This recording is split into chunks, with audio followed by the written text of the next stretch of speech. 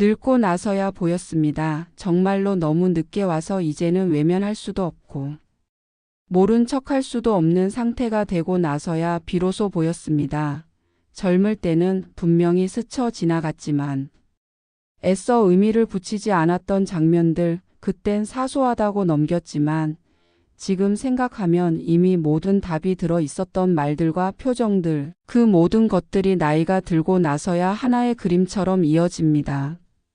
젊을 때는 늘 바빴고 늘 급했고 늘 부족했습니다.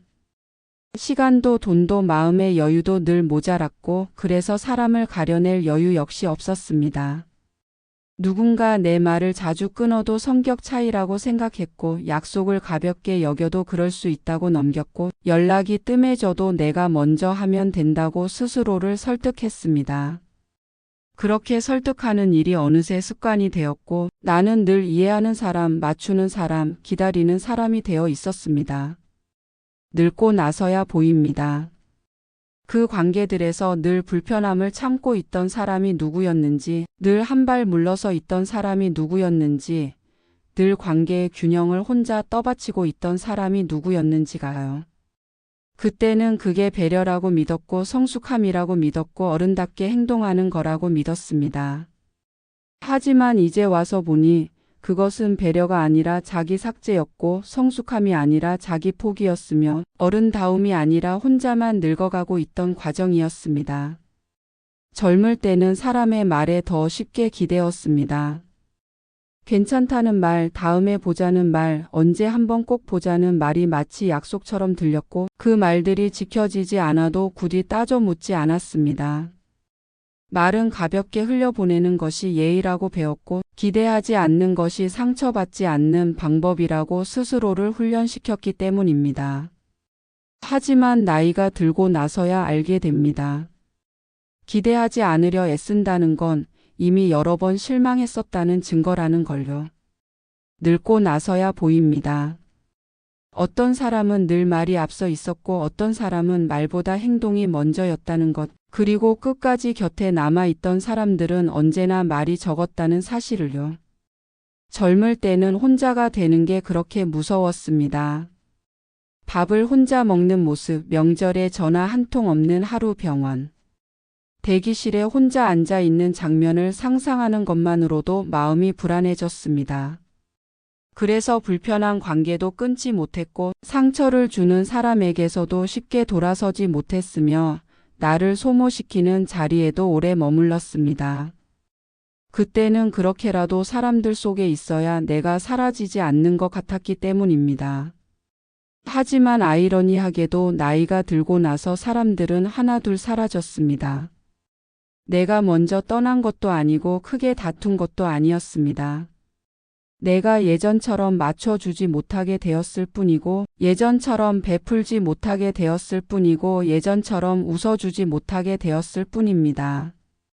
그때서야 보입니다. 그 사람들이 나를 좋아했던 게 아니라 내가 해주던 역할을 필요로 했다는 사실을요. 젊을 때는 가족이라는 이름을 너무 쉽게 믿었습니다. 가족이니까 이해해야 하고 가족이니까 참아야 하고 가족이니까 결국엔 통할 거라고 생각했습니다. 하지만 나이가 들고 나서야 알게 됩니다.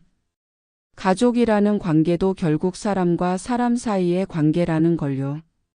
그 안에서도 말은 쌓이고 서운함은 굳어지고 외면은 반복되며 한번 굳어진 역할은 쉽게 바뀌지 않는다는 걸요.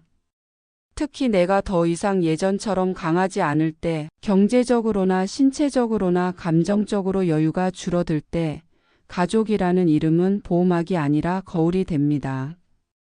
그 거울 앞에서 보입니다. 누가 나를 사람으로 대했는지, 누가 나를 역할로만 대했는지, 누가 내 안부보다 내 쓸모를 먼저 확인했는지가요. 젊을 때는 바쁘다는 이유로 다들 사정이 있다는 이유로 넘겼던 말들이 늙고 나서야 다른 의미로 다가옵니다.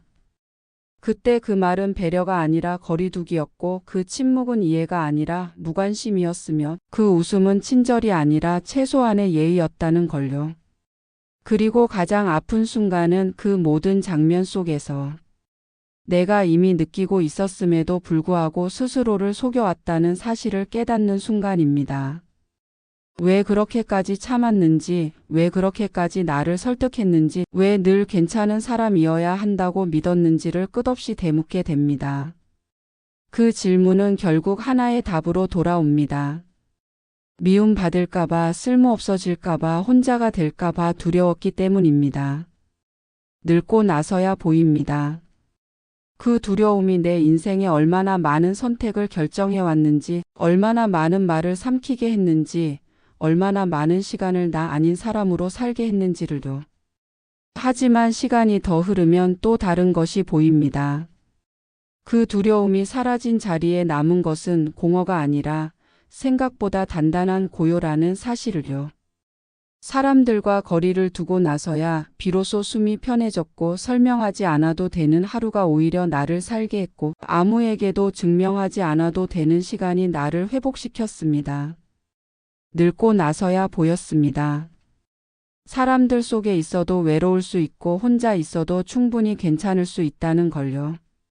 끝까지 남는 사람의 수가 아니라 끝까지 남아있는 나 자신의 상태가 더 중요하다는 걸요. 그래서 이제는 조금 다르게 살고 싶어집니다. 더 이상 억지로 웃지 않고 더 이상 불편한 관계를 유지하지 않으며 더 이상 참는 걸 미덕으로 착각하지 않고 보이는 대로 인정하고 느끼는 대로 거리를 조절하며 살아가고 싶어집니다. 늙고 나서야 보이는 이 진실들은 늦게 와서 아프지만 동시에 늦게 와서 다행입니다. 아직 남은 시간이 있고 아직 선택할 수 있는 여지가 있고 아직 나 자신에게 솔직해질 기회가 있기 때문입니다. 이 이야기를 듣는 누군가도 같은 지점에 서 있을지 모릅니다. 나도 이제야 보인다고 너무 늦은 건 아닐지 모르겠지만 그래도 이제라도 알게 되어 다행이라고 남은 시간만큼은 덜 아프게, 덜 억지로 조금은 나 자신을 중심에 두고 살고 싶다고요. 늙고 나서야 보였습니다.